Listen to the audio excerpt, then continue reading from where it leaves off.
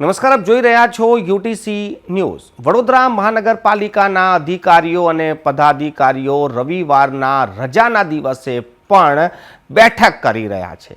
આ તસવીર જોતા લાગે કે અધિકારીઓ અને પદાધિકારીઓ વડોદરા શહેર માટે ખૂબ જ મહેનત કરી રહ્યા છે, પરંતુ સવાલ એ ઊભો થાય છે કે અધિકારીઓ અને પદાધિકારીઓની આટલી મહેનત બાદ પણ પહેલા જ વરસાદમાં વડોદરા જે સ્માર્ટ સિટી કહેવાય છે તેનું મેકઅપ કેમ ઉતરી જાય છે।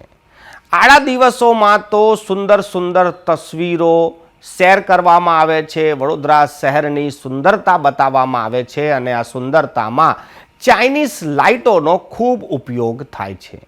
રસ્તાઓની બાજુમાં ખૂબ જ આકર્ષક વસ્તુઓ મૂકીને લાઇટિંગ કરીને જાણે વડોદરા સ્માર્ટ સિટી બની ગયું હોય તેવા દ્રશ્યો વડોદરા શહેરના નગરજનોને વર્ષભર બતાવવામાં આવે છે।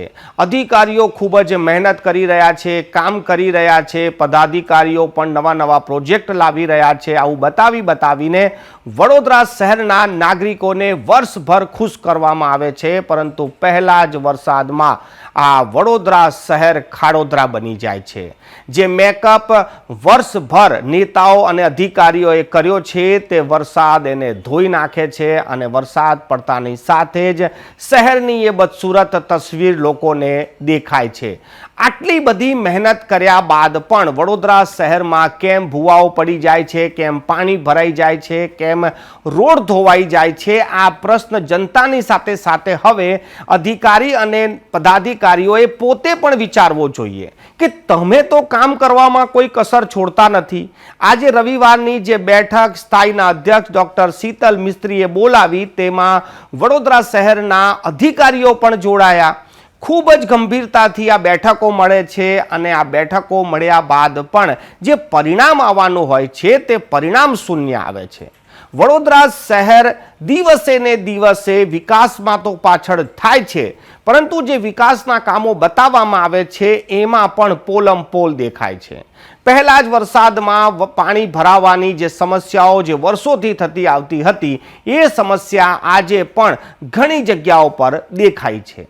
હજી તો વડોદરામાં 1 થી 1.5 ઇંચ વરસાદ પડે છે અને પરિસ્થિતિ આવી થઈ જાય છે। ના કરે નારાયણ વરસાદ વધુ થઈ જાય ત્યારે પરિસ્થિતિ કેવી વિકટ થઈ જાય। વડોદરા શહેરમાં જે વિકાસના કામો થયા છે આ વિકાસના કામોમાં જે મોટા મોટા ફ્લાયઓવર બનાવવાના મોટા દાવાઓ કરવામાં આવ્યા હતા, આ ફ્લાયઓવર બાદ પણ ટ્રાફિકની સમસ્યા જ્યાં ને ત્યાં છે। વડોદરા શહેરનો વિકાસ જે રીતે થયો છે, ડેવલપમેન્ટ જે રીતે થયું છે એ દિશામાં કોઈ પણ નગર આયોજન થયું નથી એવું કોઈ પણ પહેલી નજરે જ બતાવી શકે છે। કોઈ પણ ટ્રાફિક સિગ્નલ પર આપ જુઓ ખૂબ મોટી ભીડ હોય છે, એને આપ એવી રીતે જોઈ શકો છો કે વડોદરા શહેરનો જાણે વિકાસ થઈ ગયો હોય, લોકો હવે કારો લઈને બહાર આવે છે, ત્યારે એક બાજુ ટ્રાફિકની વ્યવસ્થા સરળ નથી થતી, જ્યાં જુઓ ત્યાં ટ્રાફિક જામના દ્રશ્યો થતા દેખાય છે। બીજી તરફ પાણી ભરાવાની ઘટનાઓ થાય છે, તેનાથી રોડ તૂટી જાય છે, રોડ તૂટવાથી ખાડા પડી જાય છે, અનેક જગ્યાઓ પર ભૂવા પડી જાય છે।